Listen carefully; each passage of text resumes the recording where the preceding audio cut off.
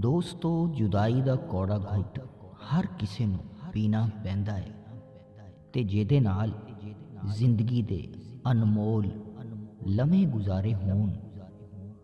ਦਿਲ ਉਹਦੇ ਤੋਂ ਜੁਦਾ ਹੋਣ ਤੋਂ ਡਰਦਾ ਹੈ, ਤਾਂ ਜੇ ਕਦੇ ਜੁਦਾ ਹੋਣ ਦਾ ਵਕਤ ਆ ਜਾਵੇ ਤੇ ਹੋਕਾ ਭਰ ਕੇ ਬੰਦਾ ਕਹਿੰਦਾ ਹੈ, ਮੈਂ ਤੈਨੂੰ ਫਿਰ ਮਿਲਾਂਗਾ। ਤੇ ਅੰਮ੍ਰਿਤਾ ਪ੍ਰੀਤਮ ਹੋਰਾਂ ਨੇ ਇਸ ਜਜ਼ਬੇ ਨੂੰ ਬੜੇ ਦਿਲ ਨਾਲ ਬਿਆਨ ਕੀਤਾ ਹੈ। ਮੈਂ ਤੈਨੂੰ ਫਿਰ ਮਿਲਾਂਗੀ, ਕਿੱਥੇ, ਕਿਸ ਤਰ੍ਹਾਂ, ਪਤਾ ਨਹੀਂ।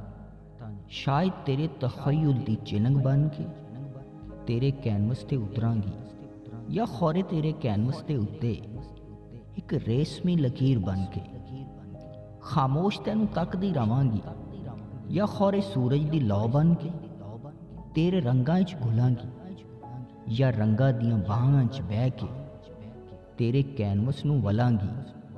ਪਤਾ ਨਹੀਂ ਕਿਸ ਤਰ੍ਹਾਂ, ਕਿੱਥੇ, ਪਰ ਤੈਨੂੰ ਜ਼ਰੂਰ ਮਿਲਾਂਗੀ।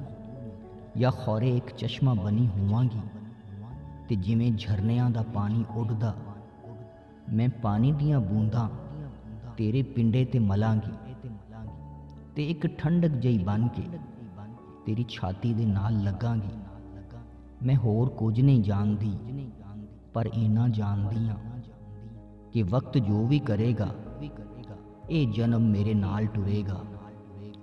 ਇਹ ਜਿਸਮ ਮੁੱਕਦਾ ਏ ਤੇ ਸਭ ਕੁਝ ਮੁੱਕ ਜਾਂਦਾ, ਪਰ ਚੇਤਿਆਂ ਦੇ ਧਾਗੇ ਕਾਇਨਾਤੀ ਕਣਾਂ ਦੇ ਹੁੰਦੇ।